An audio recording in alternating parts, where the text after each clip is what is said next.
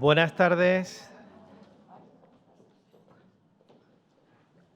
Es un placer ver el salón de actos del Instituto Cervantes lleno en un día como hoy. Veo muchas caras conocidas.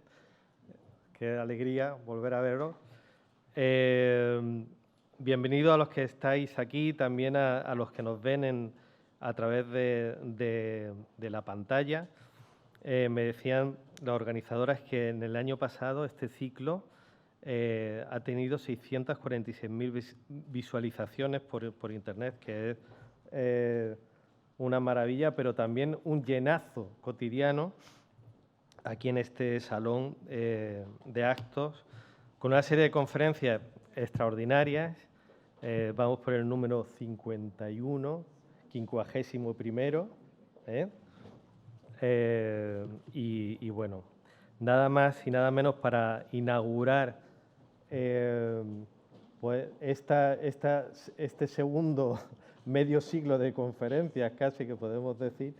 Tenemos aquí a Juan Manuel Bonet, que es una de las personas más queridas en el mundo de la cultura en español, en España y en español, y desde luego en esta casa del que fue director del Instituto Cervantes y director del Instituto Cervantes de París desde 2012 a 2017, ¿no? Y de 2017 a 2018, estos 2 años, fue director del Instituto Cervantes, un espléndido director que pues llegó con toda la luz que él trae siempre, una luz llena de conocimiento, llena de cultura, llena de generosidad,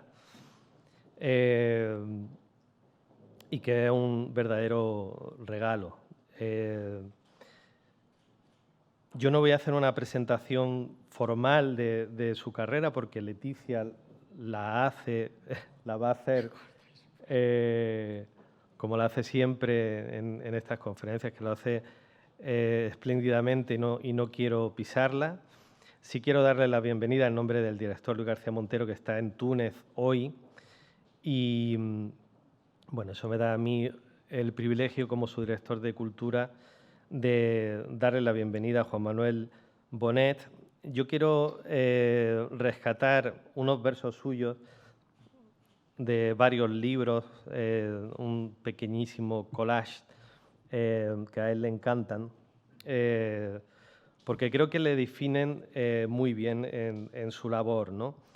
En un poema de hace ya bastantes años decía que había que escribir como si nada fuera, y en otro poema decía aprender del arte de la fotografía, que los instantes no decisivos importan, que eso es algo que él ha ejercido plenamente a través de muchísimas exposiciones de fotografía.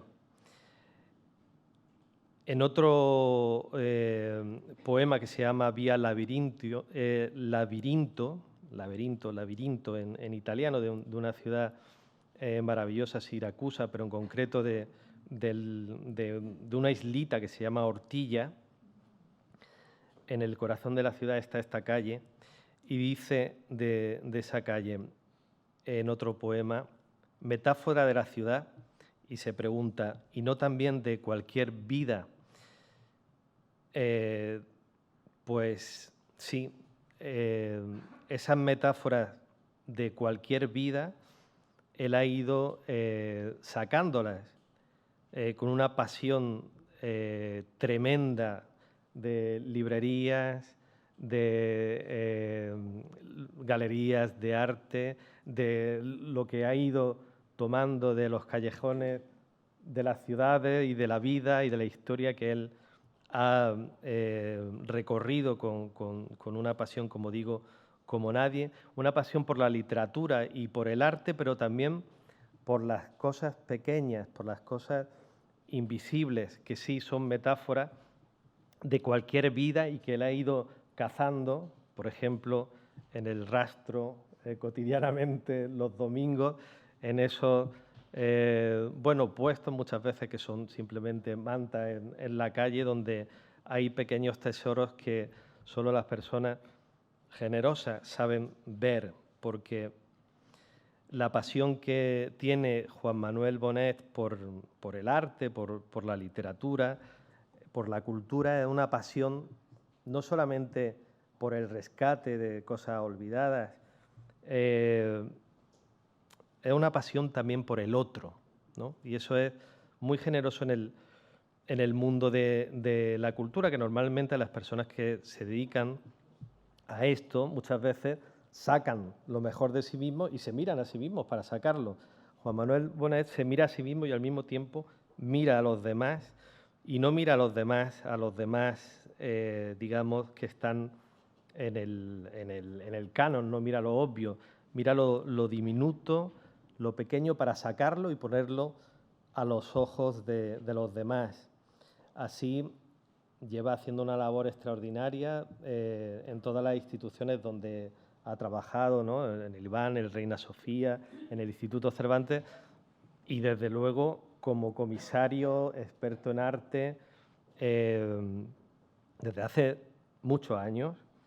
Él lo lleva estupendamente, pero lleva muchísimos años trabajando rescatando para los demás, como digo, artistas, poetas. Hace muy poquito tiempo, 2 años, sacó una antología extraordinaria en Vandalia, Tierra Negra con alas, sobre los poetas de la vanguardia española, o sea, hispanoamericana, pero con una mirada que incluía por primera vez también la poesía brasileña, ¿no? Que es una cosa que Juan Manuel Bonet hace siempre, ¿no?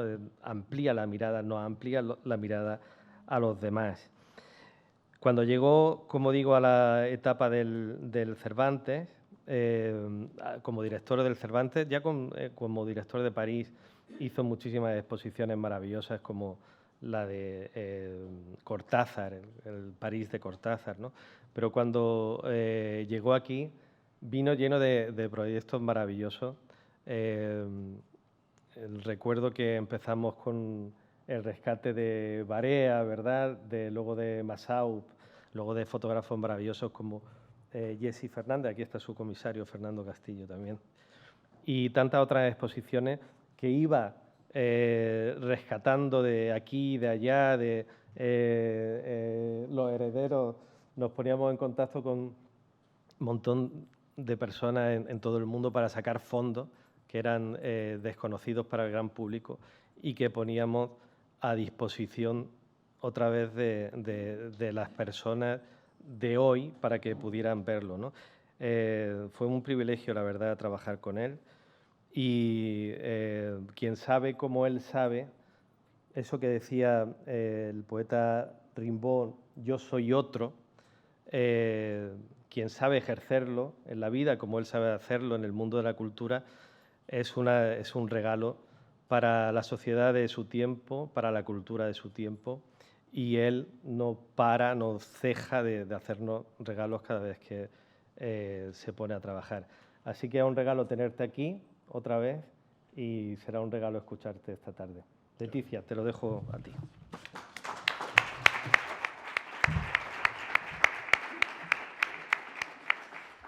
Muchísimas gracias, querido Ernesto, por estas palabras que has dedicado y por estas palabras de bienvenida. Yo quiero también, Ernesto, en nombre del Instituto Cervantes, daros las gracias una vez más por esta alianza que mantenemos entre ambas instituciones y que realmente lo que permite es que este ciclo Españolas por Descubrir siga avanzando en su cometido, que es la divulgación del talento femenino. Y lo hacemos haciendo una revisión histórica de nuestro pasado. Intentamos hacerlo desde la pluralidad y de la excelencia y siempre para generar referentes hacia esas nuevas generaciones. Buenas tardes a todos ustedes, bienvenidos a esta maravillosa sala tanto todo el público que nos acompaña hoy a este encuentro número 51, como ha dicho Ernesto, también el público que está en la sala de videoconferencia y, por supuesto, a todo el público que nos acompaña desde distintos sitios de España y del mundo entero. Hoy es una noche especial porque dedicamos este encuentro a una mujer absolutamente esencial para el mundo del arte. Ella es Juana Nar Etxealón, más conocida como Juana Mordó. Y les confieso que hoy estoy muy emocionada, y estoy muy emocionada porque esta conferencia ha sido una conferencia planificada y deseada desde hace mucho tiempo. Algunos de ustedes me conocen y saben que, que soy tenaz hasta que voy consiguiendo lo que me propongo, pero yo sabía que si alguien tenía que estar en este ciclo de conferencias, evidentemente era Juana Mordó, y desde luego, si había alguien que pudiera hablar sobre Juana Mordó, tenía que ser Juan Manuel Bonet. Así que, querido Juan Manuel, muchísimas gracias. Para todas nosotras, para el Círculo Orellana, es un honor tenerte con nosotros, una persona que es también una persona referente en la cultura española por tu bien hacer y siempre desde la excelencia. Y para nosotros, además de tenerte aquí, de que hayas participado en este ciclo, quiero decir públicamente que estamos profundamente agradecidas a Juan Manuel Bonet, porque hace unos cuantos años, en el 2017, cuando él era director del Instituto Cervantes, un día vinimos, la secretaria general que nos acompaña, Regina Plañol, y yo misma, para hablar con el anterior equipo, que estaba de secretario general, Rafael Rodríguez Ponga, y también su director de gabinete, que hoy nos acompaña, querido Miguel Espotorno. Entonces vinimos a proponer si podíamos hacer alguna colaboración con el Cervantes a través de este programa. Y realmente la reacción fue inmediata porque pusisteis confianza en el programa y en el Círculo de Orellana. Firmamos un convenio ese mayo del 2017 que se mantiene hoy en día porque también gracias al nuevo equipo liderado por Luis García Montero, pues ha continuado en esa confianza hacia nosotras. Y yo creo que el agradecimiento es esencial en la vida y por eso no lo podemos olvidar y por eso te quiero dar muy especialmente las gracias. A través de estos más de 50 encuentros dedicados a más de 50 mujeres, la verdad es que desde el Círculo de Orellana hemos ido poniendo en marcha algunas herramientas nuevas con el fin de lograr la comunicación de nuestro objetivo. Una de ellas, ustedes ya lo conocen, hemos iniciado la publicación de una colección, Semblanzas españolas por descubrir, que tenemos aquí y que la tienen ustedes a través ya de nuestra web, pero también iniciamos dos actividades más. Este viernes yo me desplazo a la Universidad de Navarra, a Pamplona, porque queremos iniciar una serie de encuentros en distintas ciudades españolas. Voy a Pamplona, pero iremos en mayo a Barcelona y así seguiremos por otras ciudades generando encuentros a través de Españolas por Descubrir. Y desde este mes de abril iniciamos algo más. Y es que queremos llevar referentes femeninos a alumnos de bachillerato a través de los colegios y de institutos madrileños. Creemos que es esencial que nuestras Españolas por Descubrir forman parte de la historia de España y que también sean conocidos por ellos. Así que voy a ir terminando y antes de dar unas pinceladas sobre el inmenso currículum que tiene y es difícil de resumir de Juan Manuel Bonet, me van a permitir que también pueda saludar a algunas de las personas que hoy nos acompañan entre el público porque forman parte también del mundo del arte y desde luego también del entorno de Juana. Así que bienvenidos a esta sala. Juana de Ezpuru, que te encuentras con nosotros, muchísimas gracias. También a Guillermo de Osma, que nos acompaña, María Corral, que también está en la sala, también Eugenia Niño, Esperanza Nuere, Marilín Galusha, que también han sido parte de la vida de Juana Mordó, e incluso todas ellas, si luego en algún momento quieren darnos algún testimonio una vez que finalice Juan Manuel Bonet, estaremos encantadas de escucharles, así como algún otro testimonio que nos han mandado desde tierras muy lejanas que luego les leeré. Juan Manuel Bonet, voy a dar unas brevísimas pinceladas. Como saben, es escritor y crítico de arte y de literatura y ha sido comisario de numerosas exposiciones. Ha sido director del Instituto Cervantes, como ha dicho Ernesto, director del IVAN, del Instituto Valenciano de Arte Moderno, del Museo Nacional de Arte Reina Sofía, presidente de la Fundación Archivo Rafael Cansinos y del Comité Internacional de la Fundación Vicente Huidobro. Recientemente ha sido nombrado presidente del patronato de la Fundación de la Colección de ABC. Es autor de muchísimos libros, de poemas, como decía Ernesto, Vía Labirintio, El Dietario, La Ronda de los Días y, desde luego, de absoluta referencia, el Diccionario de las Vanguardias en España, 1907-36, completado por Impresos de Vanguardia en España, 1912-36. Además de un libro de Ramón Gómez de la Serna, Ramón en su Torreón, de ediciones críticas de personalidades como Rafael Alberti, Salvador Dalí, Rafael Lasso de la Vega, monografías como por ejemplo de Juan Gris, Ramón Gaya, Gerardo Rueda, Martín Chirino.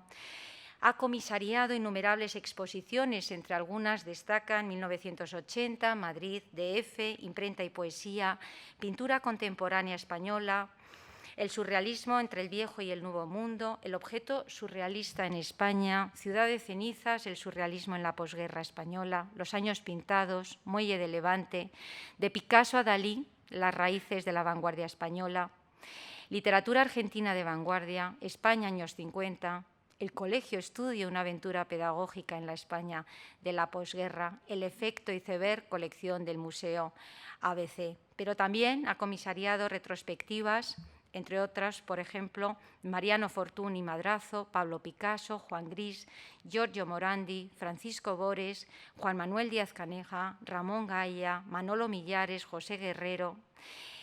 También exposiciones sobre fotógrafos como José Manuel Ballester, Javier Campano, Catalá Roca, Leopoldo Pomés, escritores como Max Opp, Julio Cortázar, Ramón Gómez de la Serna, compositores como Ricardo Viñes, políticos como Juan Negrín. En fin, esto es un pequeño resumen de una de las máximas autoridades de la cultura española, del mundo del arte y de la cultura. Querido Juan Manuel, te cedo la palabra. Pues muchas gracias Ernesto, por esa bienvenida a esta casa que me trae tantos recuerdos buenos, y muchas gracias Leticia también por haber insistido en esta conferencia que habíamos empezado a hablar casi aquel día. Y yo creo que efectivamente Juana Mordó merece todos los reconocimientos, merece todos los recuerdos, y creo que hacéis muy bien en incorporarla a esta nómina formidable de españolas por descubrir. Las hay más oscuras, las hay menos oscuras, las hay que son evidentes, otras que hay que mirarlas más con lupa, pero yo creo que ahí está el interés, esa búsqueda de vidas ejemplares o de vidas sobre las cuales merece la pena reflexionar. Y, desde luego, las conferencias que yo he escuchado de este ciclo me han parecido siempre enormemente interesantes. Yo he titulado esta conferencia Juana Mordó o el galerismo moderno, así como una equivalencia. Es decir, que con Juana Mordó empieza el galerismo moderno en España.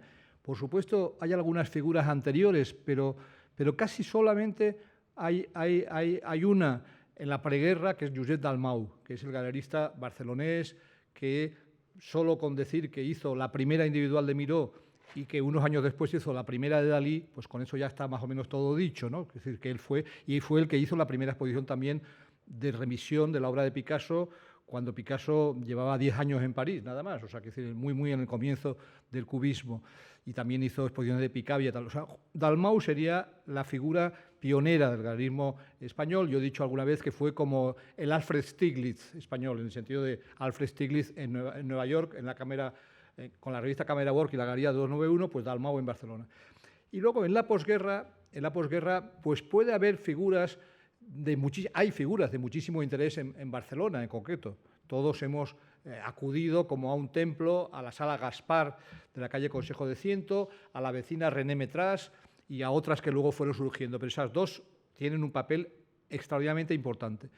Pero realmente Juana Mordó simboliza de alguna manera la emergencia de un galerismo distinto, muy internacional, con una capacidad de generar coleccionismo, cosa que, por ejemplo, los galeristas tipo Dalmau casi no consiguió coleccionismo. Es decir, fue un galerista muy pionero, pero casi nada se quedaba en Barcelona, por desgracia. O sea, estuvo expuesto una de las versiones del desnudo bajando la escalera de Duchamp, pero no se quedó, y tantas otras cosas. Y de Picabia quedaron 4 cositas. No hubo la capacidad. Y Juana, y voy a intentar contar un poco de qué manera Juana se inventó una generación de coleccionistas, arquitectos, notarios, escritores, los propios artistas, los logró implicar a todos, digamos, en el hecho de levantar el arte español desde ese punto de crear una trama favorable a él. Para mí, Juana Mordó es una mujer que vive entre 1899 y 84, pues yo la debí conocer en torno al año 70, o 69, 70, por ahí. Es decir, ella ya era una persona venerable, que ya tenía muchísima trayectoria detrás y que todavía le quedaban bastantes años de vida y de acción. Yo de niño en la casa paterna, mi hermano que está aquí lo recordará también, pues llegaban sus invitaciones y catálogos y siempre estaban sobre una mesa de Gio Ponti que había en la casa, pues no, de Néstor Basterrechea, perdón, había un sillón de Gio Ponti y la mesa de Basterrechea, pues por ahí casi siempre había pues un catálogo de Torner, de Zobel. Fueron nombres que ya empezaron a sernos familiares. Después la familia se trasladó a Sevilla y allí, pues primero en la Galería de la Pasarela y luego la Galería de Juana de Aizpuru, pues también se iba uno acostumbrando, digamos, a que muchas de las cosas que llegaban a Sevilla, a la Pasarela primero de Enrique Roldán y luego a Juana de Aizpuru, pues eran cosas que venían de Juana Mordó. De alguna manera ellos, Enrique Roldán primero y Juana después, pues fueron sus corresponsales. Por supuesto, llegaban también cosas de otros sitios. A esa Sevilla llegaban cosas de Sen, Eugenia, llegaban cosas de Eurocasa, de Durne, pero la base, digamos, era los artistas de Juana Mordó.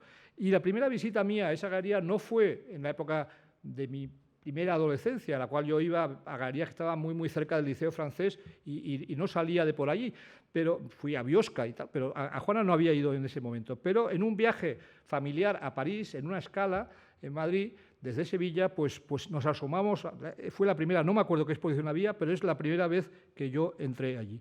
Y luego después, ya al reinstalarnos en Madrid en el 72, volviendo de Sevilla, pues ya sí empecé a frecuentar muchísimo la sala y incluso, lo contaré muy brevemente después, llegué a exponer en ella, en una colectiva, todo hay que decirlo, y por suerte para el arte pues no continué.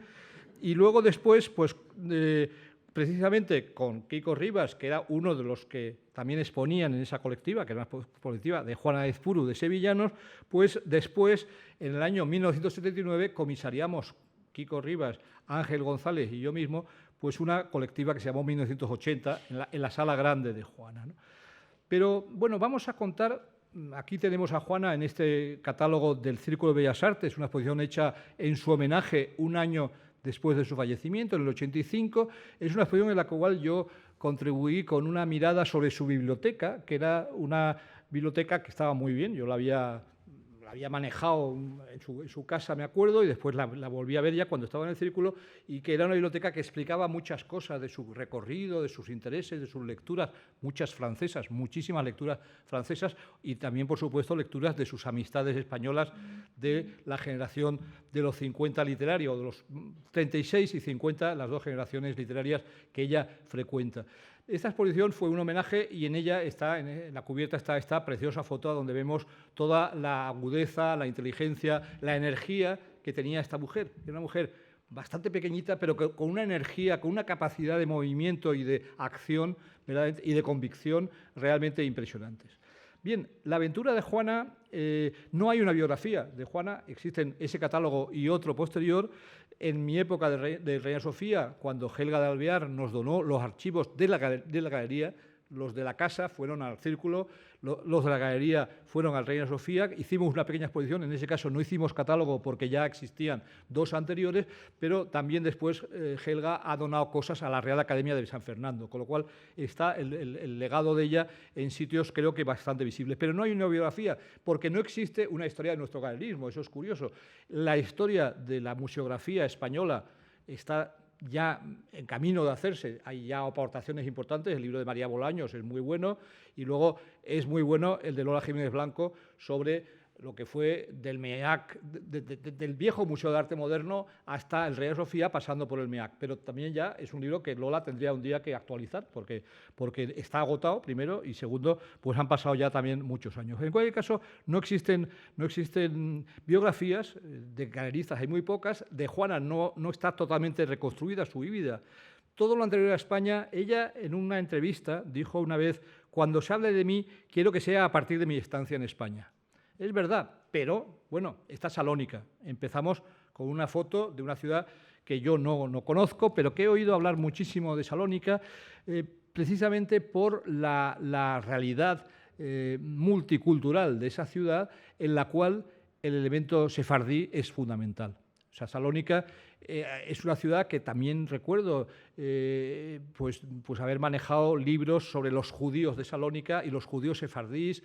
Es un mundo que es enormemente atractivo, que ha habido mucho interés en España por él, que en los años 20 hubo campañas sobre él, gracias a las cuales, entre otras cosas, precisamente el segundo marido de Juana Mordó pudo escapar del horror de la Segunda Guerra Mundial, porque Primo de Rivera emitió una serie de pasaportes para los sefardíes que en el año 40 resultaron piezas de salvación. En la época mía del Cervantes de París conocí a Isaac Rebá, que era un miembro de la comunidad sefardí, que lo había sacado del campo de Bergen-Belsen, pues un diplomático español que hoy está, por acción de esta persona y de otras de esa comunidad, está en el muro de los justos de las naciones en Jerusalén, ¿no? Entonces, el mundo de Juana es el mundo sefardí de Salónica. Antes se ha mencionado su verdadero nombre, que es Juana Nahar Shalom, su padre apellido Nahar, la madre Shalom.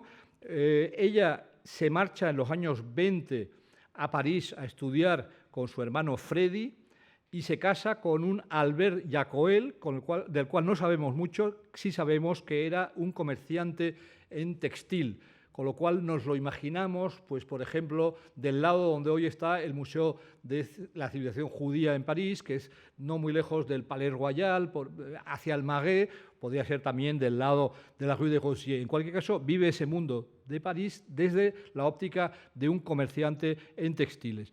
Luego se separa de Albert Jacoel y se vuelve a casar con un sefardí llamado Henri Mordó, que es un hombre que se dedica al negocio también de los tapices, de las alfombras orientales, de las alfombras turcas, persas, etc.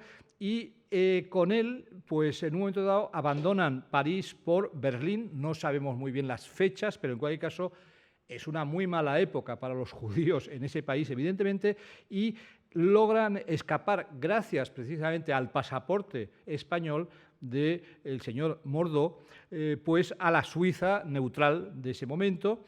Y el destino, por lo tanto, de Juana, pues va a recordarnos un poco a algunos de los salvados por Romero Radigales, que así se llamaba el diplomático español, justo de las naciones. Nos recuerda los destinos de gente como Maurice Moyot, que es una persona que nuestro padre precisamente frecuentó, como Isaac Rebá, como los Saporta, como Alfredo Papo, que yo lo llegué a conocer, que fue un pionero del jazz en la Barcelona en los años 50. Henri Mordó fallece en Suiza en el 42 y Juana, ya viuda, logra marchar a España con su madre, que fallece al poco tiempo. Y Juana, en el Madrid del 43, pues se va ya a quedar a vivir los 41 años que le quedaban de vida, casi media vida, un poco más antes, pero realmente se afianza en Madrid. La primera foto que conocemos de ella ya en España es esta foto del año 55. Ella entonces es redactora en francés de Radio Nacional de España con el seudónimo Carmen Soler. Pertenece al círculo de Eugenio d'Ors, que aquí le vemos fotografiado por alguien que será amigo también de Juana, que es el gran Nicolás Müller, el cual Cervantes dedicó una exposición no hace mucho, que creo que ahora está circulando por Marruecos, por varias ciudades marroquíes. Y bueno, Eugenio d'Ors está espléndidamente retratado en esta imagen. Ella frecuenta la tertulia. Aquí tenemos una foto bastante bonita que a mí me recuerda un poco los libros de Mario Praz y la propia Casa de la Vida de Mario Praz en Roma, ¿no?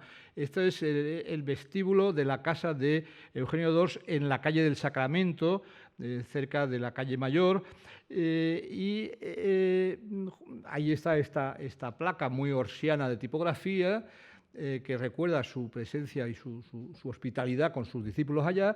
Allí es donde Juana conocerá a algunos de los discípulos predilectos de d'Ors en aquella época, como puede ser José Luis Aranguren, ¿no?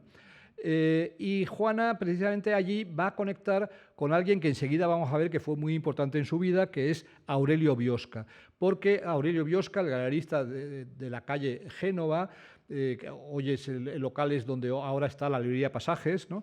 Pues Aurelio Biosca dio acogida a la Academia Breve de Eugenio d'Ors y a los Salones de los 11, que dentro del ese gris Madrid de la posguerra, en el cual había parte de la oficialidad estaba absolutamente en contra del arte moderno y consideraba que había que desterrar pues, de la mente de los españoles pues, a Picasso y a Miró y a todo lo demás, pues Eugenio d'Ors, que también era una persona que venía, que durante la Guerra Civil había sido uno de los pilares intelectuales del bando rebelde, pues Eugenio d'Ors defendía posiciones bastante distintas de las que podían estar representando otras personas del régimen. Y, por lo tanto, Eugenio d'Ors, paradójicamente, siendo alguien que tenía unas posiciones clasicistas en arte y en todo, pues dio cabida allí incluso pues, a Manolo Millares, a Antoni Tapies y a otros, y a Oteiza y a muchísimos de los futuros renovadores de la plástica española. El propio autor de este libro que se editó más tarde sobre la historia de todo lo orsiano, pues es también un personaje también del régimen. Este hombre era falangista de carné y crítico en periódicos oficiales, pero fue uno que apoyó muchísimo en general a la vanguardia. Aquí tenemos la fachada de Biosca, que era una tienda también de muebles y decoración. Aquí vemos en la fotografía, vemos algunas cerámicas, por ejemplo, de Antoni Comella, ¿no? El catalán tan estupendo. La historia de Biosca la han hecho Javier Tussell y Álvaro Martínez Novillo en este volumen, con una cubierta, con un cuadro muy bonito de Rafael Zabaleta, que es un pintor muy del gusto orsiano. d'Ors, que también era muy admirador de un cierto Picasso, consideraba que Zabaleta era casi como Picasso, ¿no? Probablemente exageraba, sin duda exageraba, pero en cualquier caso era su visión. Bien, el caso es que Juana, antes de dedicarse, porque terminó siendo la directora de Biosca, pero ya en los años 50 da señales de interesarse por la cultura más moderna. En concreto, ella frecuenta al círculo de Rosales, Laín, Vivanco, Tobar, Ridruejo, Aranguren, ya citado, Rodrigo Uría, Gerardo Diego, Torrente Ballester. Ella colabora con artículos en cuadernos hispanoamericanos. Ella es secretaria en el año 53 de una exposición de escultura al aire libre que tiene lugar en el Retiro, en la cual se acaba comprando una pieza que ahora está en el Reina de Manzú, que era un escultor del Partido Comunista Italiano, por cierto. Ella es la responsable en Madrid de la colección de grabados La Rosa Vera, que se hacía en Barcelona, pero que tuvo una antena madrileña. Y, todo eso es un aprendizaje para llegar a un año clave para el gusto y para la estética y para la política también española, en el sentido de que el año 56, Congreso de Jóvenes Escritores, rebeldía de la universidad, un poco antes el entierro de Ortega, con todas las manifestaciones en torno a eso, hay una ebullición parte incluso de los hijos del régimen están allí en la parte de los que están pidiendo a gritos pues, cambios, entre ellos Javier Pradera, por ejemplo, como un caso, pero también el padre de Ruy Gallardón, es esa época, ¿no? Y en artes plásticas todo eso va a cuajar en el 57 en una exposición que no se celebra en Biosca todavía, pero que es la primera exposición del Grupo El Paso. La tipografía de esta invitación, que es muy buena tipografía, tiene todas las trazas de ser de Antonio Saura, que era alguien que le gustaba muchísimo las letras y componer los impresos. El caso es que esta primera exposición, pues están los que están, todavía hay dos, que son Juana Francés y Pablo Serrano, que se van a marchar muy pronto del grupo, otros todavía no habían llegado, ni había llegado Chirino, ni había llegado Viola, por ejemplo. Pero este grupo pues es un grito informalista, es un poner el reloj a la hora de las consecuencias del surrealismo, las consecuencias informalistas. Son artistas que enseguida van a conectar con galerías norteamericanas y francesas. Son artistas que algunos de ellos han pasado por la experiencia del surrealismo, muy en la distancia en el caso de Millares, que había sido surrealista casi sin saberlo por libros en Las Palmas, sin haber salido de Las Palmas, copiaba primero a Dalí y luego a Miró y a Torres García. Y en París, primero en Zaragoza, después en Madrid, haciendo la exposición de arte fantástico en la librería Clan, y luego ya en París, Saura sí fue surrealista en activo, perteneció al grupo de Breton, acudía a sus tertulias, recibió en España a Benjamin Péguet, que era trotskista y que vino clandestinamente y fue a visitar con Saura el Escorial, en fin, todas esas cosas.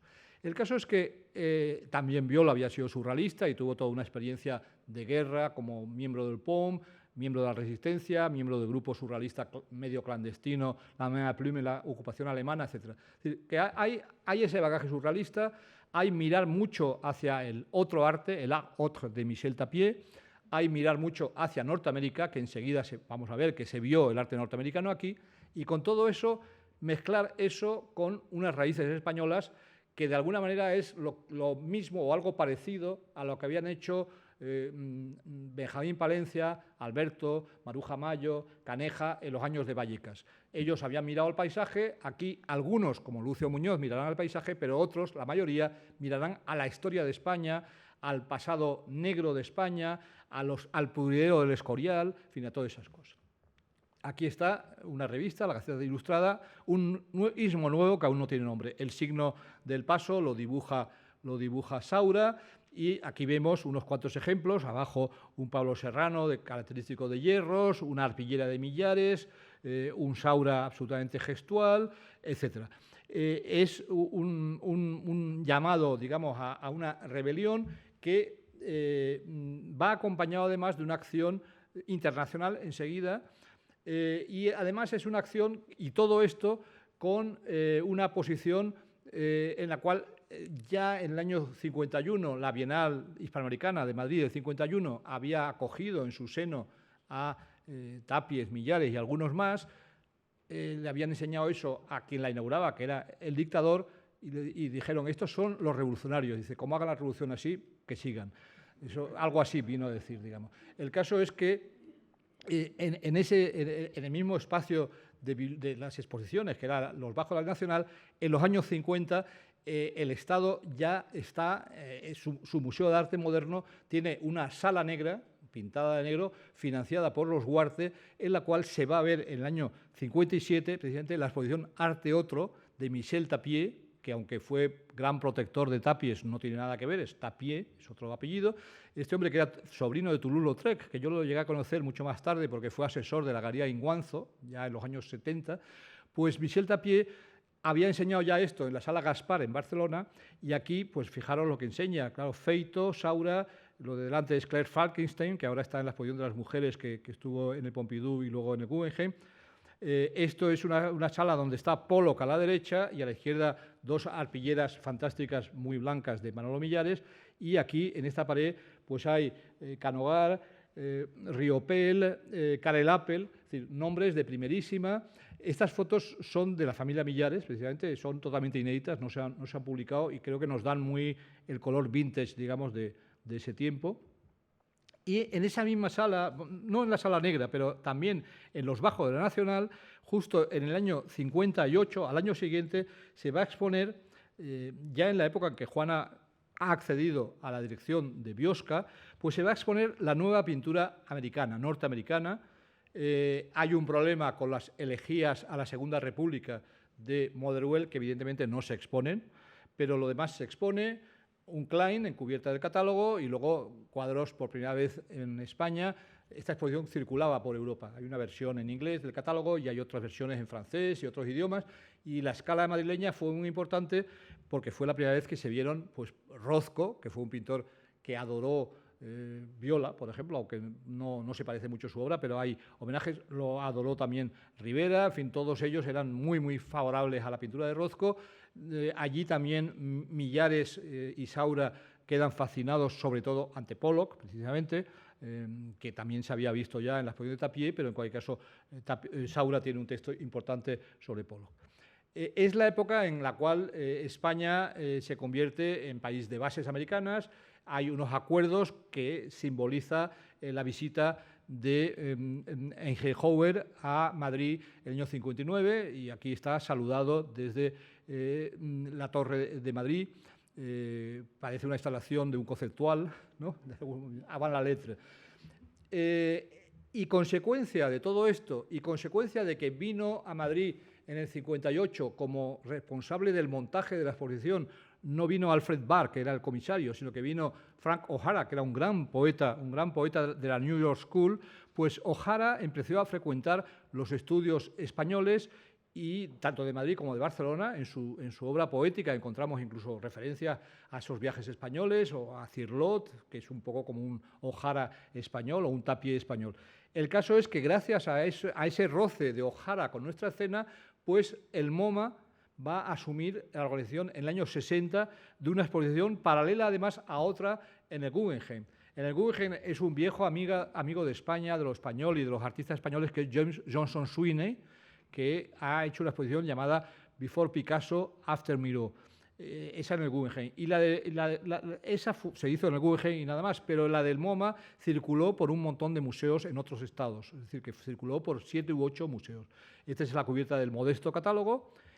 Esta es una fotografía de O'Hara en el patio del taller de Pablo Serrano. Es una foto muy simpática, yo creo, en la cual está casi está interviniendo él en la creación casi de una obra, pues en la época en que Serrano hace la quema de los objetos y ese tipo de cosas. Y aquí tenemos unas fotos que están en la web del museo, que tiene ahora mismo un material formidable. El catálogo de esta exposición se puede consultar entero, se puede descargar en la página web del MoMA. Pues aquí está, se puede ver cómo fue el montaje, muy sobrio, también con unos fondos, parece que negros, ¿no? Aquí tenemos el Toledo de Canogar, un Pablo Serrano al fondo. Aquí tenemos una sala ocupada por 3 grandes arpilleras de Manolo Millares. Aquí tenemos una sala en la que coexisten Chirino con esculturas, entre ellas el Viento y uno de sus vientos y unos Sauras. Aquí tenemos una sala donde hay varias telas metálicas de Rivera, esculturas de Chillida y cuadros de Feito. Y algunos galeristas fichan a artistas españoles en ese momento. Pierre Matisse, que yo lo llegué a conocer a través del Violeta Escobio, de la viuda de Millares más tarde, pues el hijo de Matisse, gran galerista que había sido el introductor de Miró y de muchos otros en el Nueva York de los 30, de Balthus también más tarde, pues expone a Millares, Canogar, Rivera y Saura en la galería el propio año 60. En ese momento también Camilo José Cela publica un número de Papeles de Solana Madans. Cela es también un hombre que viene de unas posiciones oficiales, pero que ha abierto su revista Papeles de Solana Madans a colaboraciones de Max Schaub y de muchísimos otros, Bergamín y muchísimos otros exiliados, y le da la palabra al Grupo El Paso, al cual saludan algunos supervivientes de la vanguardia de preguerra, como Ángel Ferrán, que era muy amigo de ellos, el grandísimo Ángel Ferrán, o como el bailarín vanguardista Vicente Escudero, ¿no? Estos son unos carteles ya que muestran la implicación de Juana en todo esto. Este cartel, no sé quién lo diseñó, podría ser también de Saura, pero en cualquier caso está muy bien diseñado, es echar, digamos, un poco el orgullo de decir los artistas del MoMA aquí en la Galería Biosca. toda la lista en la cual están Barcelona, el País Vasco y Madrid, con esta nómina realmente impecable. Y también hace poco he visto este cartel, que este sí lleva el sello indiscutible de Saura, es exactamente su gusto tipográfico, con su tal, en la cual es la misma exposición, pero aquí está anunciando solo a los del Paso. Es bastante divertido esto, porque también nos habla un poco del carácter de Saura, que tenía ese carácter, ¿no? Lo que decía Viola, de que era una mezcla como de San Ignacio de Loyola y de Lenin, ¿no? Decía algo así. Biosca, aquí tenemos un anuncio donde están los de El Paso más Lucio Muñoz y Farreras. Y vemos que al lado, esto es la revista Correo de las Artes que hacía Cirlot en Barcelona, pagada por René Metras. Pues aquí en esta página está anunciada la Sala Gaspar, está anunciado Darro, que su asesor era Moreno Galván, un crítico activísimo entonces, que transita en esa época de cultura hispánica con González Robles, claro, que es el artífice de todo lo que hemos hablado de Nueva York y todas esas cosas, transita de eso hacia el Partido Comunista, del cual será miembro declarado y entrando y saliendo en la comisaría o en la cárcel. La librería Galería Neblí, que hace poco murió su directora, Amparo Martí, galería en una librería del Opus Dei, que todavía existe, de la calle Serrano, hicieron exposiciones de mucha vanguardia, con muchísimas exposiciones de exiliados, con mucha geometría, con Hartung, en fin, hay una foto en la que Hartung está Juana también en esa exposición. La Galería San Jorge, menos conocida, también en ese barrio, y la Galería Mayer, que es una galería donde, por ejemplo, expone un exiliado que retorna un tiempo a España, que es Ramón Gaya, su primera exposición de vuelta. Son galerías, todas ellas, en este caso, del barrio de Salamanca.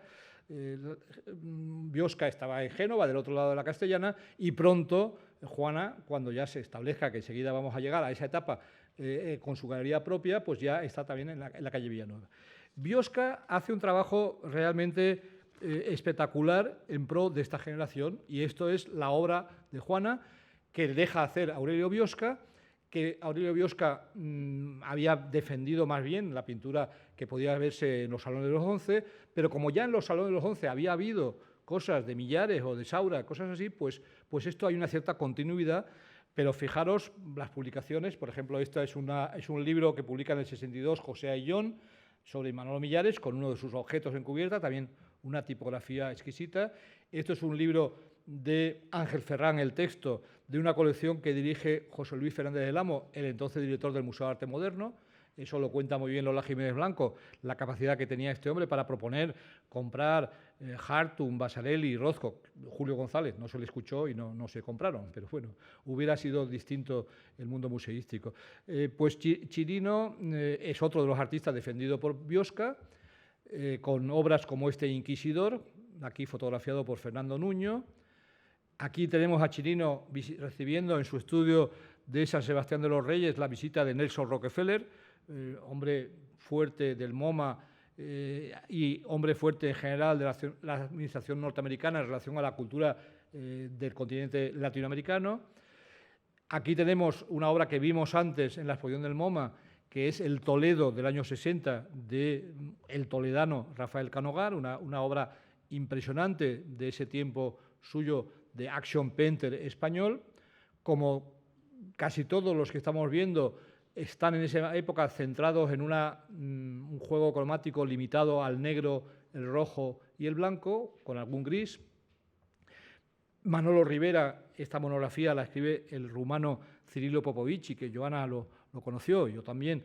Pues Rivera con sus primeras telas metálicas, telas que Juan Eduardo Cirlot veía como si fueran telarañas misteriosas. Juana Francés, otra action painter, la vemos trabajando como Pollock un poco en los 4 ángulos del cuadro. Son fotos que pertenecen a una misma secuencia, ¿no?, donde la vemos en plena acción. Pablo Serrano, que antes veíamos su estudio, aquí vemos una pieza de dibujo en el espacio a lo Julio González, de esa escultura del hierro español que entonces practican él, Chirino, Chillida, Oteiza, Ferrán, a la escucha de los jóvenes. Aquí tenemos al autor al impulsor de la revista Papeles Rodans, Camilo José Cela, fotografiado por Müller. Y hay que decir, y lo pongo aquí porque Müller expone en la Galería Biosca de la mano de Juana, que lo conocía del ambiente orsiano. Müller expone en Juana fotografías de este tipo, fotografías que nos hablan también del paisaje en un sentido muy azoriniano del asunto. Él ilustrará ya en los 60 un libro de Azorín titulado España Blanca. Aparece en escena Fernando Zóbel, que llega, familia española de Filipinas, que llega con su aprendizaje de la modernidad como alumno de Harvard, como alguien que ha visto en Providence, ha tenido la revelación de la pintura de Rothko, también él, ha visto también en Nueva York la pintura del francés Georges Mathieu, con sus caligrafías occidentales, como las llamaba André Malraux. Y Zóbel va a ser el primer coleccionista que parte de la obra la compra en Biosca, compra la obra de sus compañeros, lo cual le va a dar la base para luego poder hacer su Museo de Cuenca, que será un museo muchísimo mejor de lo que era el museo oficial, incluso el que dirigía Fernández del Amo, o después Chueca Goitia lo dirigieron, intentaron hacer cosas, pero Zóbel compró mejor que el estamento oficial. Zóbel, con cuadros como este, está en su pintura de acción, pero también insinuándose en ella el paisaje castellano, luego el paisaje andaluz también, cuando descubra la luz de las marismas o los atardeceres color marisco de Sevilla, como él decía, ¿no?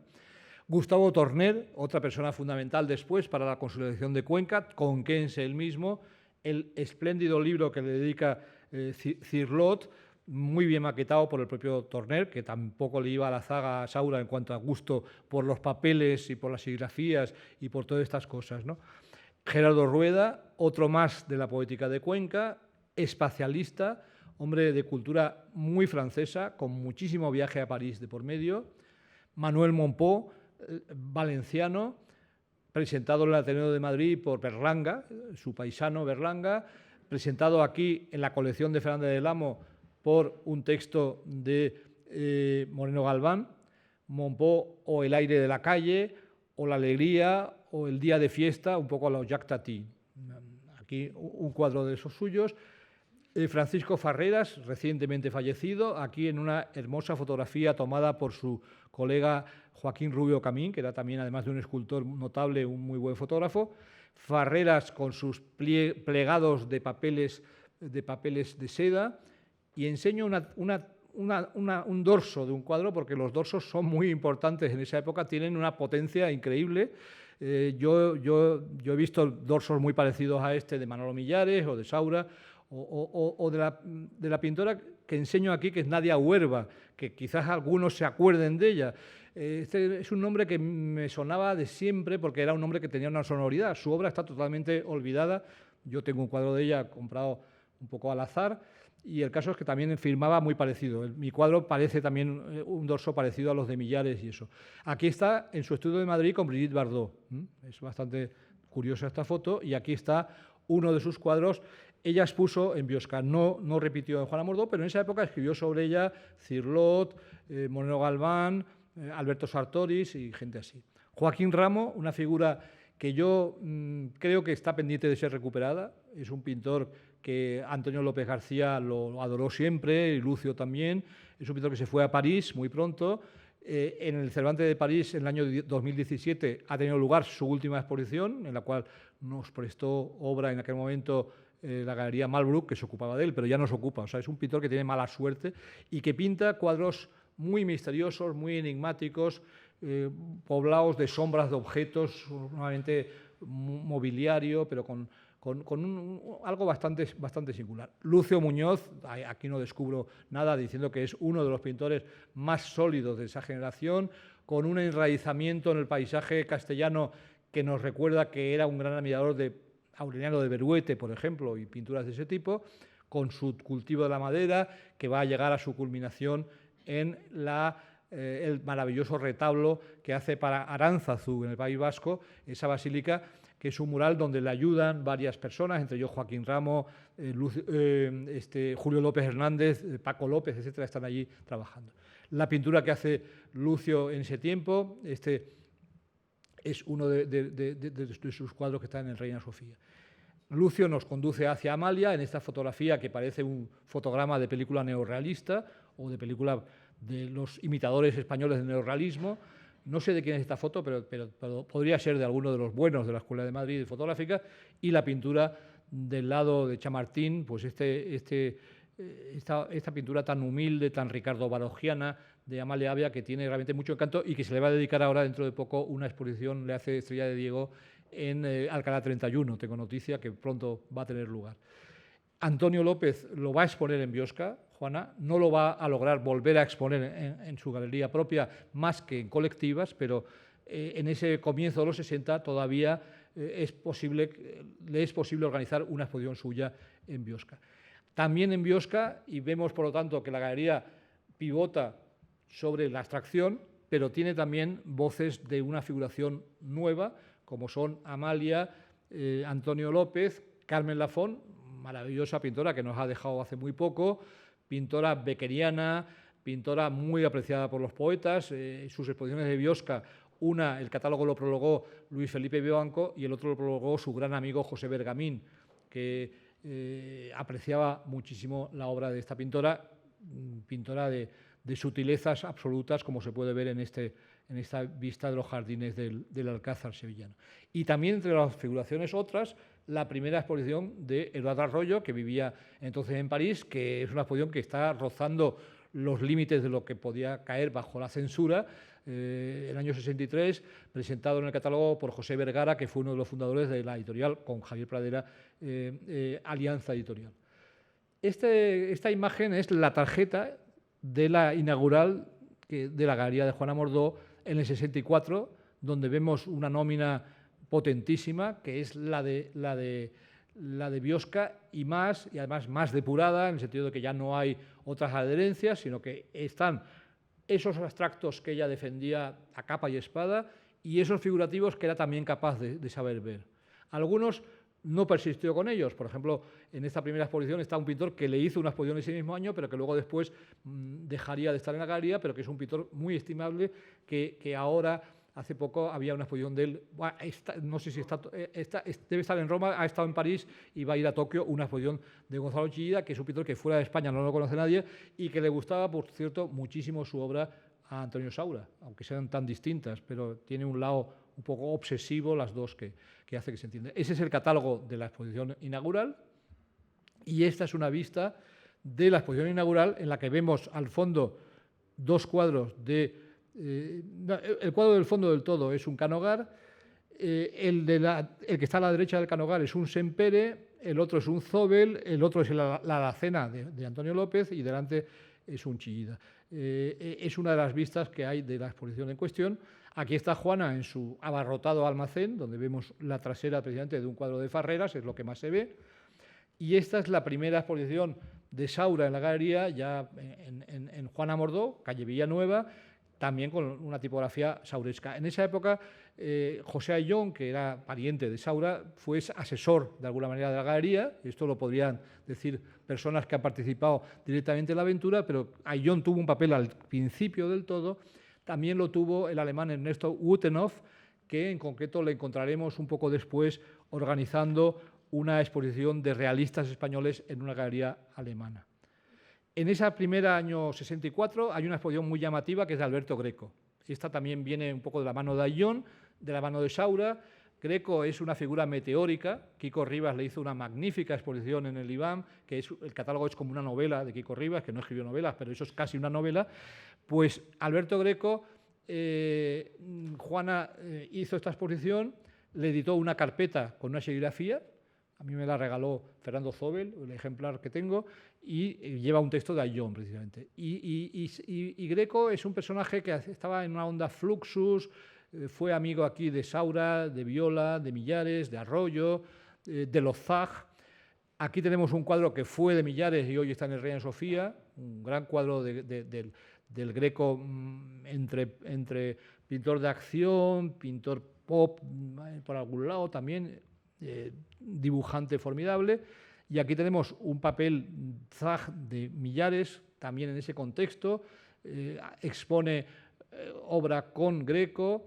se presenta en la vecina Galería de Edurne, que fue una galería que después se marcharía, ha sido una galería errante en cualquier caso, pero en ese momento estaba también en Villanueva. La Galería de Edurne presenta al grupo ZAG con Alberto Coreco y Millares. Por lo tanto, hay una especie de núcleo allí muy, muy vanguardia. Y aquí tenemos a Hidalgo y Marchetti con Greco en esa acción de la Galería Edurne. Y también, estamos hablando del año 65, Martín Chirino invita también a los ZAG a este concierto donde está el actual director de la Academia, Tomás Marco, es uno de ellos, y está todo lo que es, digamos, esa acción de los ZAG que Juan Hidalgo, el fundador de ZAG, era amigo desde los años 40 de Manolo Millares. Por lo tanto, allí se crea una especie de acción singular de toda esta gente. En el caso de Guerrero, es otro de los pintores que están en la temporada inaugural de la Galería, en el 64, el año inaugural de la Galería, José Guerrero. José Guerrero, de todos los pintores de la Galería, junto con Zobel, a mí es el que tuve una relación más personal, más estrecha. José Guerrero era una fuerza de la naturaleza, todos lo recordamos, era alguien que tenía un entusiasmo, una energía. Yo siempre empleo la palabra energetic en inglés para hablar de él. Se vestía como pintaba, iba siempre con jerseys azules, rojos, verdes y tal, algunos veremos ahora. Pintaba obras como este potentísimo arco, se apoyaba a la vez en su memoria andaluza y en sus conocimientos aprendidos a la vera de los action painters en Nueva York. Su casa de Nueva York parecía una casa de Granada. No he conocido su casa de Frigiliana, pero me la imagino que sería maravillosa también. Y la Galería Juan Amordó, además de exponerle, le edita una carpeta de litografías con texto de Jorge Guillén. Guerrero había conocido en su adolescencia a Lorca, frecuentó mucho a Guillén en Málaga, y Guillén, utilizando el símil lorquiano, en esta carpeta y en el texto del catálogo, que se retoma el mismo texto, lo califica de pintor en Nueva York. Pintor en Nueva York, pintor español en Nueva York, digamos. Aquí están Guerrero y Guillén en Málaga. Una litografía también editada por Juana de Guerrero. Aquí están los dos en una inauguración en Granada, y aquí está él vestido de Guerrero, delante de uno de sus decorados para el benemérito programa Trazos de Paloma Chamorro, donde hubo muy buenas intervenciones artísticas. Aquí estamos con Guerrero en el estudio, está Guerrero con Paloma Chamorro a la derecha, con de Kooning en el estudio de de Kooning en East Hampton, también para esos programas. Y aquí tenemos a Guerrero de visitante en la casa de Motherwell en los Estados Unidos. También hay fotografías, esta foto está tomada por la mujer de Motherwell, y también hay fotos de ambos pintores paseándose por Cuenca cuando lo trajo a España, ya en la democracia recobrada, la Fundación Juan March. Guerrero, su año de gloria, de alguna manera, para nosotros, los entonces jóvenes, es el año 80. Hace ya 42 años de esa apoteosis Guerrero, que fue su exposición en la Sala de las Alhajas de Caja Madrid. Había habido exposiciones muy importantes allí, Saura había tenido una exposición muy importante allí, pero esta exposición es aquella con la que los jóvenes más vibramos, de alguna manera, porque para nosotros era un momento en que nos interesaba muchísimo la conexión americana de nuestro arte, y de alguna manera era como quien marcaba ese camino. Y aquí, además, en esta misma imagen vemos dos versiones de La brecha de Biznar, que es el homenaje suyo póstumo a Lorca, presidiendo, digamos, un poco esta exposición del 80. Año 66, 2 años después de la fundación de la galería, pues se abre el Museo de Cuenca. En esta foto está Juana Amordó justo en el centro, la vemos allí de blanco, acodada en una barandilla. Detrás justo de ella es Guerrero del Casoma. El que se ríe delante con una copa es Sempere. El que está de pie más delante es Zobel, Antonio Lorenzo, Amalia Avia, Teisidoro Iturralde, los más jóvenes, Lucio, Torner, Julio López. Burguillos está también por allí. Sí, Burguillos es el de delante, cierto, tenéis toda la razón. Y luego Millares hacia arriba, y por ahí está Rueda, está Chirino, está Rivera, creo que está Alberto Portera por allá arriba, está Elvireta, está Roxanne, etcétera. Bueno, Carmen Lafón también, y aquí abajo han firmado la mayoría. Salvador Victoria está en primer plano, allí al lado de Sempere, Salvador Victoria. Marie Claire debe estar por arriba también, me parece, en fin. Toda esa época está resumida en esta. Hay varias fotos, esta es la copia en la que anotó todos los nombres y alguno incluso firmó, Guerrero es su firma, la foto, son fotos de Fernando Nuño. Fernando Nuño hace también la cubierta del catálogo y el cartel a partir de esta imagen tan hermosa. La virtud del museo es ser un lugar histórico reciclado para enseñar arte del siglo XX y, en fin, hay muchas conexiones entre las obras escogidas y el propio edificio o el paisaje. Algún Torner parece que estás casi viendo la hoz que estás viendo por las ventanas, ¿no? Zobel en esa época acentúa su dimensión de paisajista abstracto. Sempere, desde la geometría, hará paisajes castellanos también. Zobel ha apoyado esta exposición del Casón del Buen Retiro del 64 de arte americano con un Klein de nuevo en cubierta. Klein, la segunda vez que hay arte americano, vuelve a ser con Klein la cubierta. Aquí tenemos a Fernando Zobel y a Juana en una inauguración. Aquí tenemos un cuaderno de apuntes de Zobel que edita la Galería, que es un libro precioso, donde hace una antología de textos que le llaman la atención, que le sugieren cosas sobre la pintura y sobre la vida y sobre la literatura, sobre todo. Y aquí tenemos a Juana de Aizpuru en una exposición de Zobel en la Galería Juana Mordó, subiendo desde el almacén, exactamente. Gustavo Torner es un asiduo y hizo algunas exposiciones extraordinarias en la Galería, entre ellas esta de los homenajes, donde estuvieron el homenaje a Duchamp, el homenaje a Magritte, en fin, etcétera. Esos cuadros donde, apoyándose de alguna manera en el surrealismo y en Joseph Cornell, que luego nos lo enseñaría en la Fundación Juan March, pues crea un mundo verdaderamente singular y el propio catálogo es un pequeño objeto de arte, una pequeña obra de arte. Gerardo Rueda, esta obra que está en Cuenca, es el homenaje a Manuel Silvela, hecha con humildes cajas de cerilla. Creo que es un ejemplo de su arte de lo mínimo. Antonio Saura, aquí tenemos la Brigitte Bardot suya, tal como estuvo instalada en el Museo de Cuenca. Ahora hace tiempo que no he ido, no sé si está todavía en el mismo sitio o no, pero en cualquier caso esta era su ubicación originaria.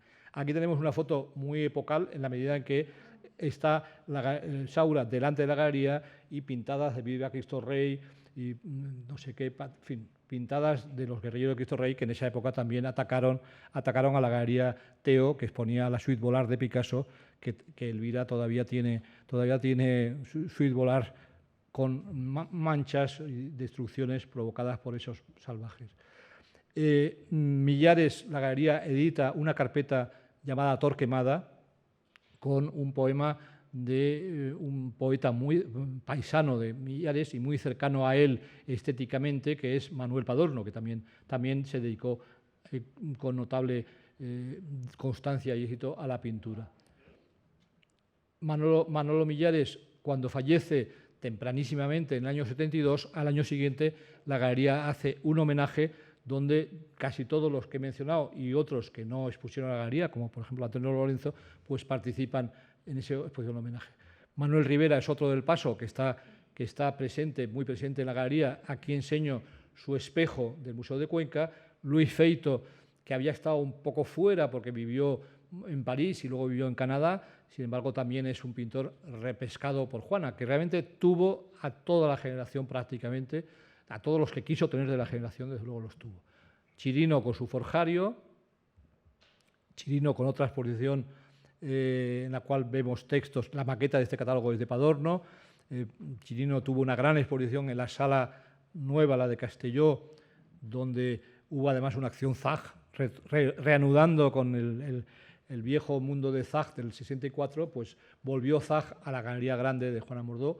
Aquí tenemos a Chirino, que también aquí está sentado con Juana, con una obra suya y otra de Saura. Rafael Canogar, la galería será testigo de su evolución. En la galería de Villanueva se verá su obra de carácter crónica de la realidad o pop o realismo crítico, y después su retorno a la abstracción se verá en la sala grande. Antonio Suárez, este es un catálogo también editado por la galería, ese pintor también del Paso que era asturiano y que venía como algunos otros del Paso como Rivera había pasado por una formación académica, pero también fue un pionero del informalismo. Juana Francés, en los años, ya había estado en la época de Biosca con El Paso, en esos años ya de fuera del Paso, esta imagen nos la muestra rodeada de su trabajo de tipo alusivo al mundo mecánico, a la soledad en las ciudades. Una muy buena foto que ahora mismo no recuerdo de quién es, pero es de algún fotógrafo de los buenos de esa generación.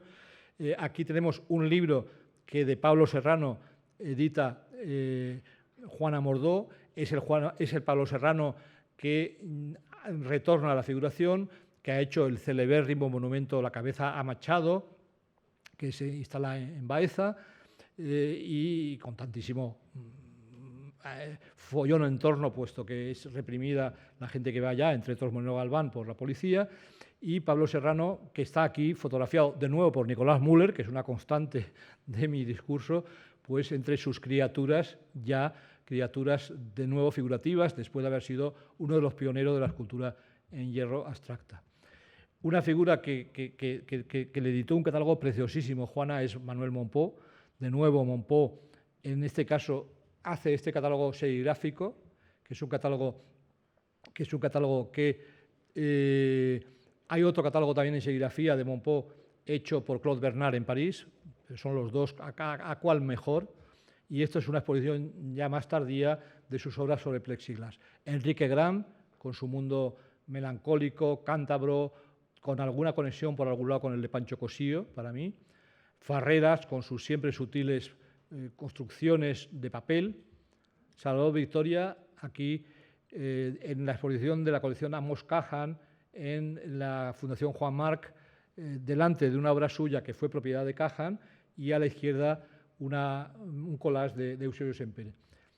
El catálogo más bonito de Salvador Victoria, de los que editó Juana, es este, que tiene unos relieves que lo convierten en un verdadero objeto, y esta es una serigrafía de una obra que le edita Juana con poemas de Jules Supervielle.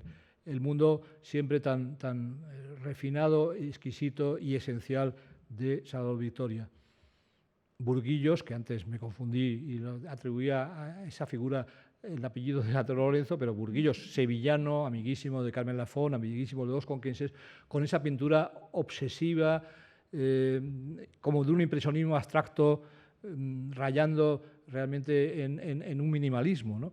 Y siempre muy sensible. Y es muy interesante, yo vi una retrospectiva de él en Sevilla, en el Monte, donde se veía de dónde venía. Venía de cosas un poco parecidas a las de Carmen, de bosques, de parques, de jardines y tal.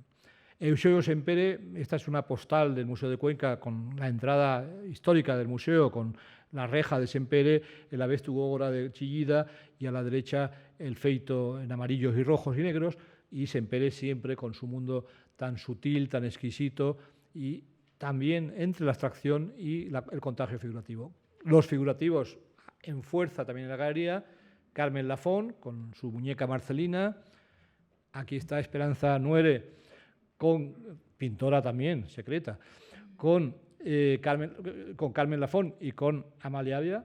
Esperanza que fue uno de los pilares junto con la otra Esperanza. Esperanza de día, Esperanza de noche, no me acuerdo a cuál se...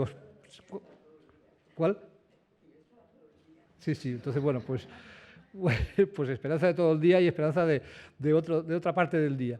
Pero en cualquier caso, las dos Esperanzas de la galería, y aquí estáis en la FIAC, en una FIAC en París, a la cual, bueno, hay que decir que Juana llevó muchísimo arte español a la FIAC, a Colonia, a Basilea y a Arco, por supuesto, también. Fue una pionera también en ese sentido. Una Amalia Avia ya del periodo en que expone en la galería. La otra Esperanza Parada, que en su caso, pues los cuadros se han empezado a ver casi póstumamente. Yo había visto alguno en la casa, pero hace poco el Museo Gaya de Murcia hizo una exposición. Aquí enseño una obra que tenía a mano y que es una obra de los 50, ¿no? Pero que siguió pintando siempre.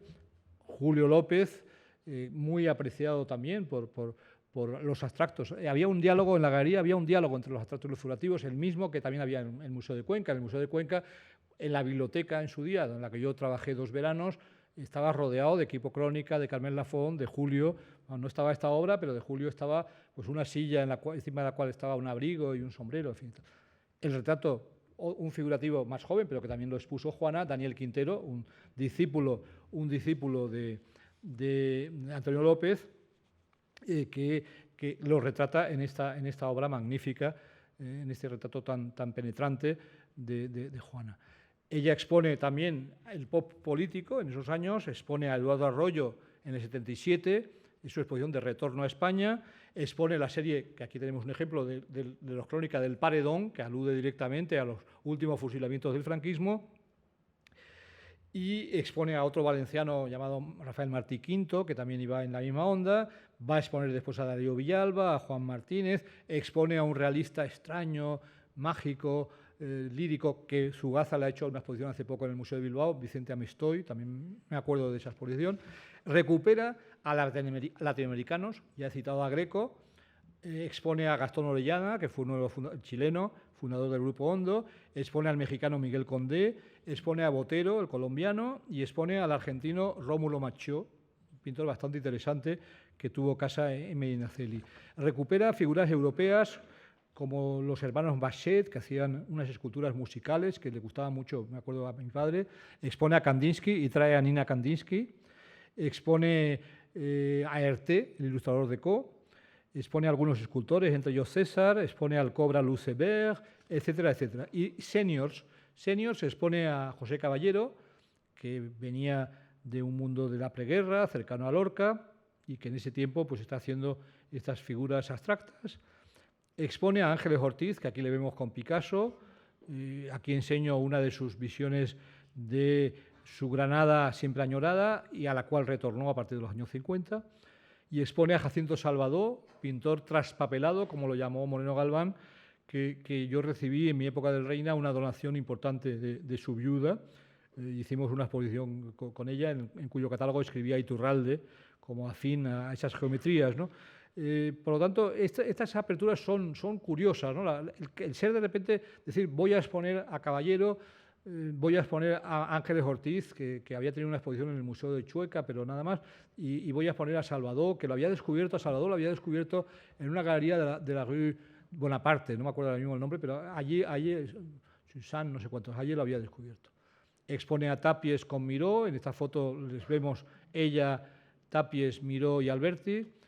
Esta foto nos la ha enviado también Covadonga, que está en ella, con Valentín Zapata, Alberti y Juana. Es una exposición de unas obras, yo creo que son obras de Tapies esas quizás, o, en fin. Estos son los hermanos Bachet, que antes mencionaba, pues aquí se ha quedado traspapelada la foto de estas estructuras sonoras, que esta exposición me acuerdo de ella. Y aquí viene el inciso brevísimo, que yo fui uno de los 9 pintores de Sevilla, que trajo Juana. Expusimos aquí, en la galería... ¿Tú también? Yo también. Sí, esta exposición fue una exposición que nos embarcó Juana a 9 pintores y se expuso en Juana Mordó, después estuvo en la galería después estuvo en Adrià, que ya no existe, una galería de Barcelona, y después estuvo en Valitrenta, en Valencia, que es una galería muy ligada a los Crónicas. En fin, yo hacía allí Kiko Rivas y yo hacíamos unas pirámides, unos dibujos. Juana ha donado obra nuestra al Centro Andaluz de Arte Contemporáneo, lo cual está muy bien. Nos han hecho incluso ya retrospectivas, pero en fin, yo un poco escéptico, eso. Juana, vamos, yo fui, por lo tanto, el tiempo de una exposición, pues expuse en Juana y fue artista de la Juana de Sevilla. Pero en el año 79, pues de repente, por un conjunto de circunstancias, Juana acepta ser sede de una exposición que comisariamos Kiko Rivas, Ángel González y yo mismo, llamada 1980, que queríamos armar, en fin, la de San Quintín, y expusimos en el otoño del 79 con una nómina en la cual hay abstractos y figurativos. Esto estaba bastante apoyado por el hecho de que había 2 de los pintores que estaban en la galería, habían expuesto con ella, que eran Campano y Pancho Ortuño, los demás eran más bien de Guades. Esto creó todo tipo de discusiones, polémicas. El texto nuestro era bastante cañero, con algunas cosas. Los pintores de los 50 al principio creían que íbamos a por ellos, que no era para nada, era al revés, una reverencia a Cuenca y a los pintores de Juana y a Juana, pero también hubo sus resquemores por ese lado y sobre todo los Crónica y toda esa onda reaccionaron bastante mal porque, en fin, en ese mismo momento estaba exponiendo los Crónica en la otra galería, intervino Valeriano Bozal, intervino Tomás Llorens, en fin, bueno, así fue todo eso. Campano, este cuadro está en el Museo Helga de Alvear de Cáceres y es un cuadro de la serie de las vocales de Après Rimbaud, maravillosa. La exposición de Campano, que creo que fue justo después o justo antes, justo después, en la Sala Grande también fue extraordinaria. Después vendría una exposición extraordinaria también en Juana de Aizpuru de esas vocales, precisamente. Y es un pintor pues, de los que quedan de ese tiempo realmente. La Sala Grande se había inaugurado con un concierto de Cristóbal Hafter, con obras dedicadas a los pintores. Y casi terminando, en fin, muchos recuerdos hay en todo esto. Esta foto también ha llegado por Covadonga, ¿no? Sí. Es un poco borrosa, pero sin embargo, allí sí que está Burguillo, os lo veo enseguida, Marie Claire y Salvador, Lucio, Canogar, Amalia, María Corral.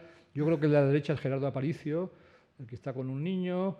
Y luego Juana ahí está sentada, detrás de ella está Antonio López, delante está Julio, Javier Mugarza. Esperanza está por allá, María Moreno, allí sentada, sí, está sentada en el sofá justo tal, y algunos más que ahora mismo no identifico, pero en cualquier caso es una bonita foto, de esa sala. Antonio de Casas, el de la barba es Antonio de Casas, al fondo. Y aquí tenemos a Juana con su socia y luego continuadora durante 10 años con una galería en la cual continuó con algunos de los artistas, incorporó otros, pero ya esto es otra época, que luego se convertiría ella, un año después de cerrar la galería, a los 10 años de haberla mantenido, decidió hacer una nueva galería, lo cual fue una cosa que tenía su lógica total, y eso ha desembocado en un gran museo hoy. Aquí están las dos juntas.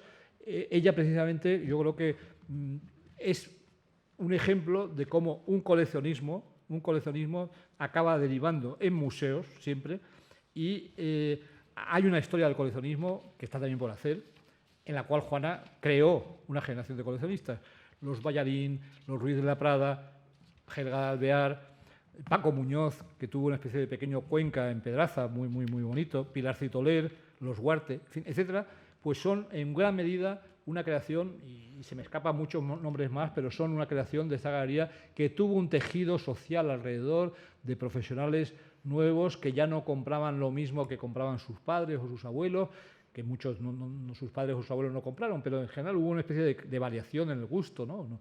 Dejaron de comprar Escuela de Madrid, se fueron hacia la generación abstracta o hacia estos realismos otros. Juana, fotografiada por Alberto Schomer, otro retrato de ella también por Alberto Schomer, para El País, un retrato de Luis Pérez Mínguez, un retrato de Luis Pérez Mínguez de la serie del Caballero de la Mano del Pecho, que yo me negué a ella, pero muchos los hay de muchas gentes. Aquí está bailando en una inauguración, creo que en la inauguración incluso de la galería del inolvidable también Enrique Gómez Acebo, un gran galerista que nació un poco a su sombra como casi galería donde exponer papeles de los artistas suyos, pero luego después cobró también peso específico. Las dos Juanas en un stand de la FIAC, exactamente. Muy bonita foto, que no sé quién la tomó, quizás sea de Luis Pérez Mínguez, quizás, podría ser. Y aquí están, esta foto es extraordinaria, Juana Elvira, Juana de Aizpuru y María Corral. Esta no sé dónde es, pero en cualquier caso es una foto... En la galería de Kreisler, después de la exposición de Soledad Sevilla. Ah, mira, sí. Bueno, pues qué bien, ya tenemos el dato. Juana bajando de un avión, y la última la he encontrado, vamos, y agradezco a los técnicos de esta casa que la han añadido al final, porque yo había mandado ya todo y de repente esta foto la he reencontrado y es un pequeño homenaje, porque en ella, pues casi en el centro están mis padres y está Enrique Gran, es un homenaje a Fernández Ordóñez, el ingeniero, en el Casino de Madrid. Está Eduardo Chillida, está Lucio, está Salvador Victoria y Marie Claire, está María está al lado de Juana Mordó, Antonio de Casas de nuevo aparece, Manuel Rivera, etcétera. Y Juana está ahí, y muy arriba del todo está alguien que he mencionado, pero que es muy importante en esos años y que me gusta siempre su mirada sobre el arte y que he aprendido mucho con esa mirada, que es José María Moreno Galván. Moreno Galván está allí un poco como... Debe ser de sus últimas fotos, porque yo creo que debía estar ya bastante enfermo en ese momento. En cualquier caso, esta foto pues es el final de esta charla. Gracias.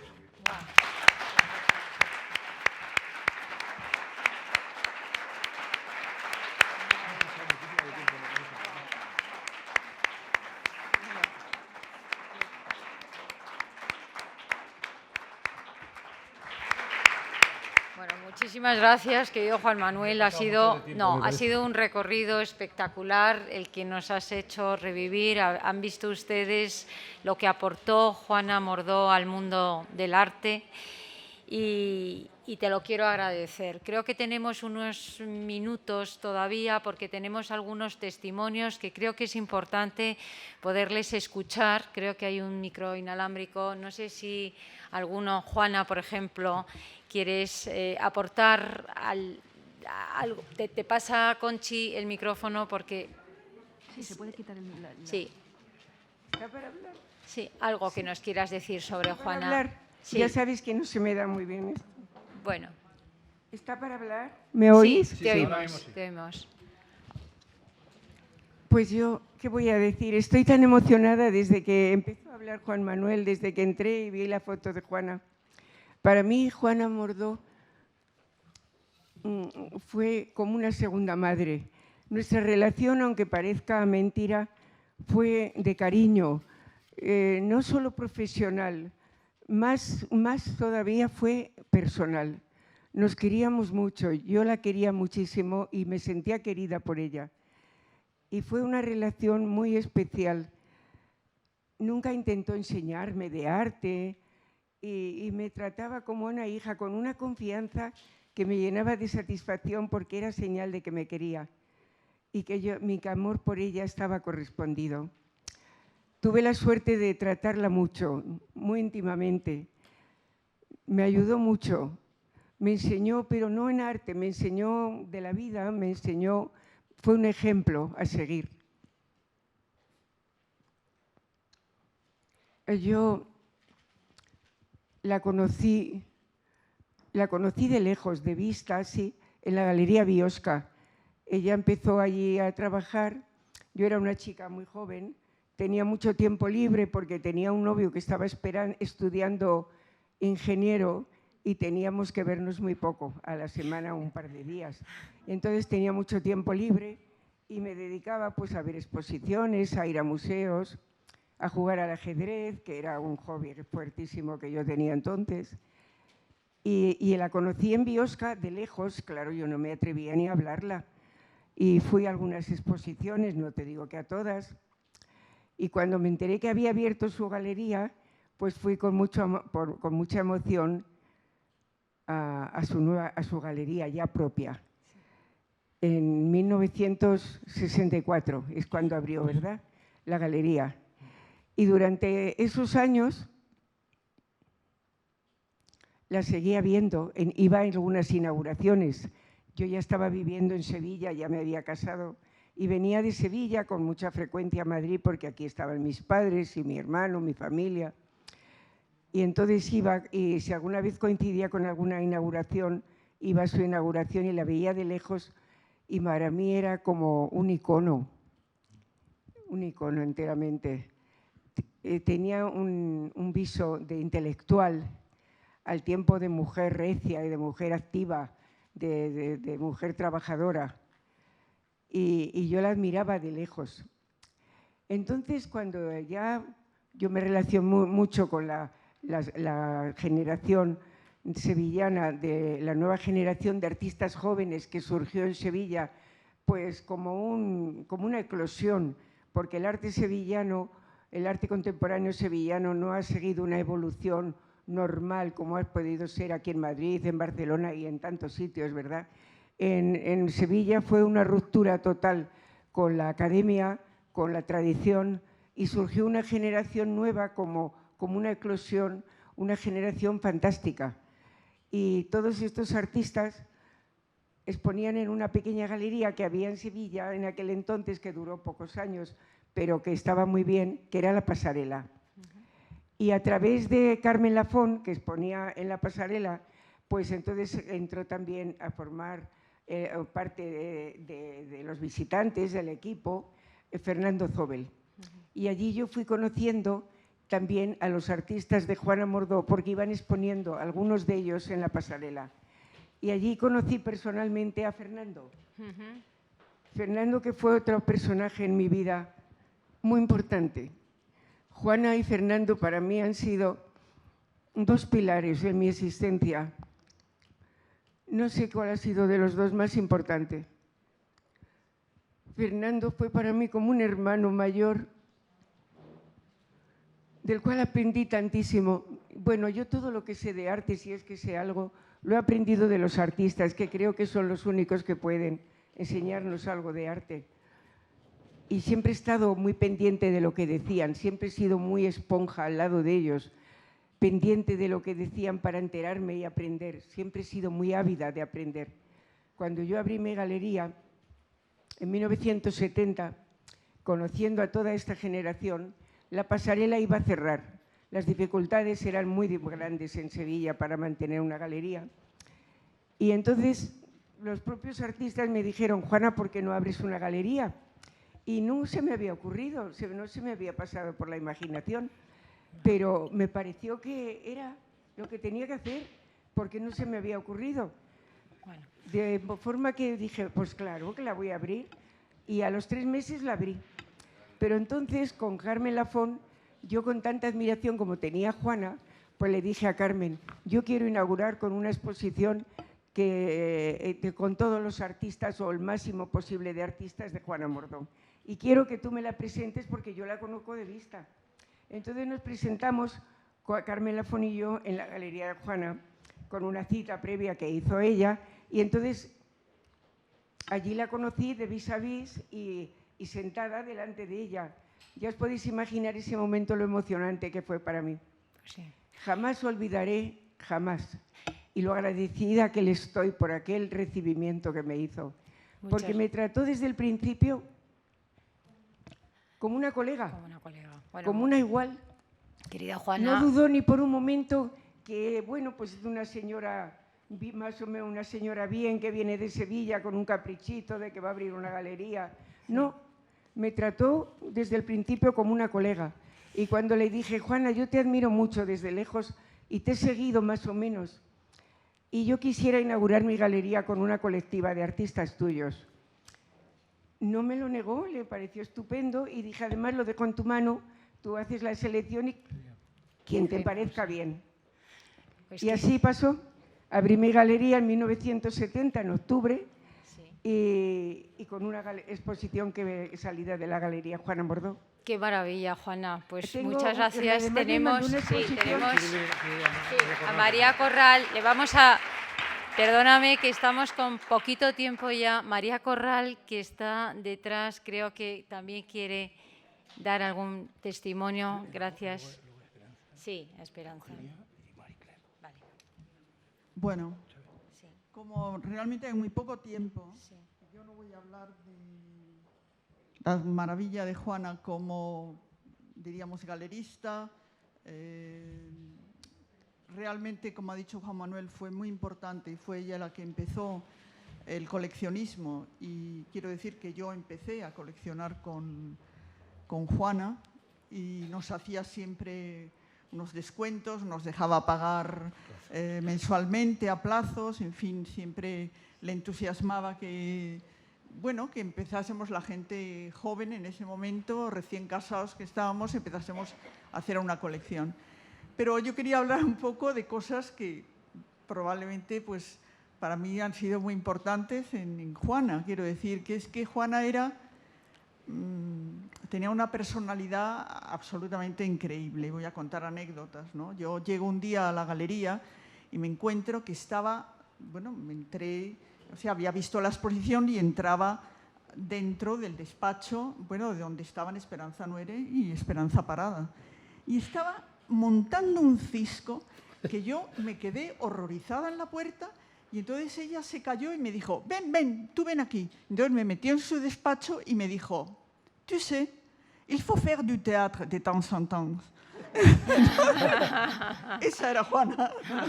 Qué genial. Y luego tenía otra particularidad, y es que tenía una habilidad para quedarse dormida en medio de una cena 10 minutos, y con 10 minutos ya ella estaba para toda la noche. Y luego tú, que la llevabas a su casa, te hacías subir, no tenías forma de dejarla, de marcharte a tu casa, y claro, tú tenías los niños, al día siguiente tenías no sé qué, y ella imposible, porque ya había dormido los 10 minutos de las cenas, ¿no? Y luego otra cosa muy divertida es que olía siempre maravillosamente. Además, no utilizaba Christian Dior, que es un perfume insoportable, sino que siempre era de una sutilidad increíble. Yo le decía, Juana, pero ¿cómo es que hueles siempre tan bien? Y decía, ¿es que tú crees que a una vieja como yo alguien va a venir a besarla si no huele bien?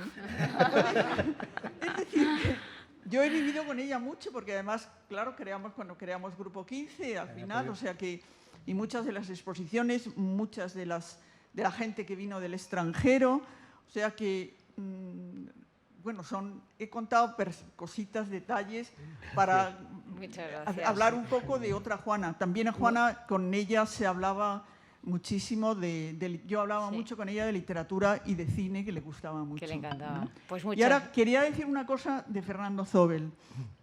Fernando Zobel, un día que estaba comentando que alguien, no sé qué le había, y que le quería regalar un cuadro, y me dice, no, mira, si tú quieres tener un buen cuadro, lo tienes siempre que pagar. Yo no acepto jamás una donación. En el museo no hubo. Y entonces el museo lo compró él entero, sí, pagando además a los artistas su precio, y siempre ese es una cosa que a mí me ha quedado siempre para todas las colecciones que he hecho en mi vida, que han sido bastantes. Muchas gracias, querida María. Gracias, Eugenia. Sí, le damos... Eugenia, ¿quieres darnos un testimonio breve que estás...? Sí, yo solamente decir que yo a Juana siempre la traté de usted, con gran respeto, y ella me hizo un regalo que no se me olvidará. Un día entré en la galería y me dijo, pasa Eugenia, pasa, me oyó la voz. Entré y había una señora guapa, mayor, con un sombrero así como tipo boina, y era Nina Kandinsky. Me emocioné muchísimo y siempre tengo el recuerdo de haber conocido a Nina Kandinsky. Meses después fue cuando la mataron. Por robarle las joyas. Para robarle las joyas de su casa.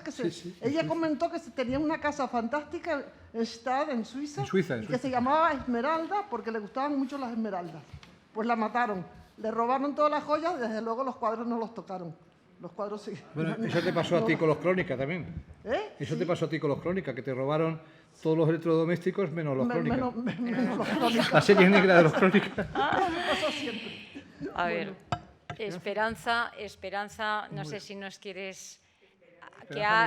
Esperanza... Me da muchísima vergüenza. Yo a Juana... Sí. Pues yo a Juana la conocí en los años 60 y tuve la inmensa suerte que yo hice Bellas Artes, era compañera de Julio López Hernández, de Lucio, de Chirino, de Carmen Lafont, todos han sido compañeros míos de Bellas Artes. Y entonces, en los años, me parece que fue el año 62, eso no sé exactamente, 62 creo que fue, había una exposición de Manuel Ángeles Ortiz en la Biblioteca Nacional, en las salas de la Biblioteca Nacional, que estaba patrocinada por la Fundación Mendoza, que era venezolana. Y la hizo Chuca Goitia, era el director entonces del museo. Sí. Y entonces Esperanza Parada me dice, oye, Juana Mordó necesita una persona para tener en las salas de la biblioteca mientras se celebra la exposición. Tuvo que ver con ella, la exposición de Manuel Ángeles Ortiz. Y estaba allí, pues yo vigilando, atendiendo a la gente y tal. Y conseguí vender un cuadro, que eso era dificilísimo en aquella época, a un actor de teatro, Prada, José María Prada, ¿puede llamarse? Sí. Prada, sí, compró un cuadro Entonces acabó la exposición y yo tuve que ir a la Galería Biosca, pues para que me pagase Juana el trabajo. Entonces entro y me dice, oye, ¿te interesaría trabajar aquí conmigo? Pues yo, encantada de la vida, porque te ofrecen un trabajo cuando no tenía trabajo y vender cuadros era muy difícil, pues encantada de la vida. Y así empecé, en el año 62 en Biosca.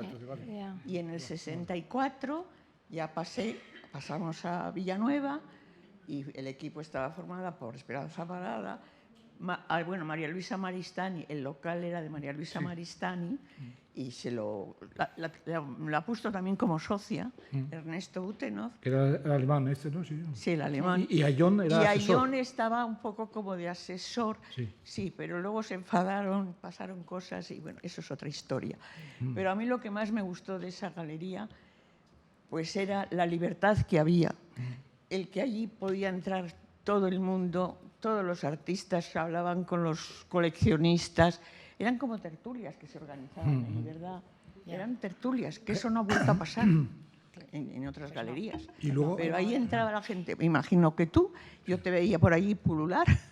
Bueno, además es que hemos estudiado en el mismo colegio. Es así, gracias. Y bueno, tengo muchas anécdotas. Trabajó también con vosotras Cathy Hutin en una época. Luego la hijastra de Picasso trabajó en una época. Pero nadie lo sabía, ¿eh? Más que yo. Sí, lo sabíamos. No, después, no. ¿Ah, no? No, porque estaba prohibido hablar de eso. Era secreto. Era secreto. La primera persona que se enteró de la muerte de Picasso fui yo, en España.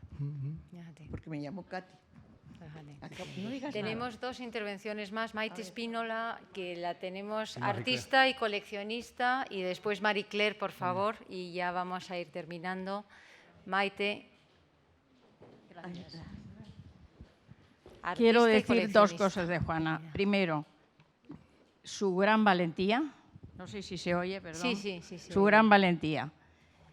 En el 77 hubo una exposición que ella seleccionó en Teherán, en el Nirvana Center. Da la casualidad que, claro, la guerra derrocan al Shah y se queda la colección con Miró, con Millares, con Tapies, con un cuadro mío que no valía nada, obviamente, y de repente que no lo devolvían. Oye, Juana Mordó a la cabeza con Ricardo Macarrón y los Geos, se fueron a por ellos, los sacaron y vinieron. Así era Juana Mordó. Y luego, generosidad. Cuando le dan la medalla de oro a las Bellas Artes, me pide si la puedo acompañar al Palacio Real. Lo hago encantada de la vida. Ya estaba bastante mayor y subiendo las escaleras se cansaba. Me pidió un pañuelo, ¿por qué? Porque estaba tosiendo, fuimos despacio. Oye, cuando llegué al día siguiente me había mandado un maravilloso bolso de cocodrilo y un pañuelo. Generosidad. Qué maravilla. Gracias. Gracias, Maite. Marie Claire. Marie Claire, te toca poner el punto final. Regina, sí. Concha. Sí. Leo un poquito. Un poquito de esta que nos ha mandado. Si quieres, sí. Esto viene de Acapulco. Sí. Yo estuve en el equipo en la Castellón. Gracias. Bueno, se han evocado muchos recuerdos y realmente muy entrañables. Yo lo que sí quiero recordar es que Juana se consideraba como de cultura francesa. Hablaba un francés absolutamente delicioso, lo hablaba muy bien, muy correctamente y con un acento del este muy suyo y muy agradable de oír. No era un acento feo ni mucho menos. O sea que creo que con ella he hablado mucho en francés. Cuando podía, le gustaba hablar francés y creo que era políglota. Era políglota, era muy pero francesa, su biblioteca era muy francesa. Sí, pero el francés yo creo que era su idioma preferido. Bueno, y en el caso del álbum que yo evoqué antes de Salvador con Supervielle, sí. ¿Quién eligió a Supervielle, Salvador o ella? Bueno, es que Salvador hablaba un francés muy estupendo, sí. Tenía buen oído y había captado el acento francés, hablaba muy bien. Y también de vez en cuando hablaba francés con Salvador, sí, que le gustaba mucho. Bueno, nada más. Muchas gracias, Marie Claire. Bueno, y me van a permitir que para terminar lea un pequeño texto que nos ha mandado Covadonga Gómez Huerta desde Acapulco, México. Es la que ha facilitado varias dos fotos. Exacto, la foto de ella y la otra de la sala. Que nos estará escuchando desde México y dice: en los años 70, muy jovencita, me integré al equipo de Juana Mordó en la nueva Galería Castelló 7 que recién se había inaugurado. Juana, siempre acompañada por su gran brazo derecho, Esperanza Nuere. Las dos se conocían a la perfección. Gran mancuerna hicieron, cuánta compañía y comprensión, la de Esperanza para con Juana, Juana, ni se diga, su esperanza del alma. Juana era una mujer que solo su presencia causaba respeto y admiración. La recuerdo siempre atenta y preocupada por todos, por sus artistas, clientes, colaboradores, críticos, etc. Recuerdo a Bonet muy joven, respetado por Juana, respetado por todos. Recuerdo que Juana llevaba en la mente las fechas, costes de cada cuadro vendido a sus coleccionistas. Sabía dónde estaba cada obra. No necesitaba llevar un libro, que de hecho lo llevaba, pero su mente era impresionante, recordando fechas de exposiciones, compras, ventas, etc. Conocía a la perfección la obra que era ad hoc para cada coleccionista. Cuánto aprendí de Juana durante los montajes de exposiciones, sus indicaciones, baja o sube una bagatela, el cuadro, cuánto añoro esos tiempos mágicos entre Juana, los artistas, los críticos de arte y los compañeros de la galería. Inolvidables momentos, y agradezco la oportunidad de participar desde tan lejos, desde Acapulco, México, para recordar un personaje muy importante en la historia del arte contemporáneo. Muchas gracias. Muy bonito.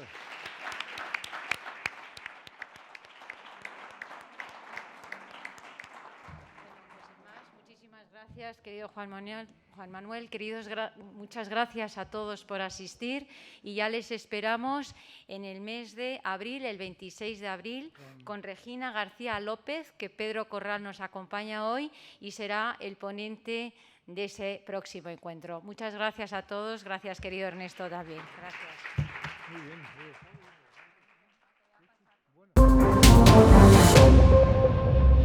bien.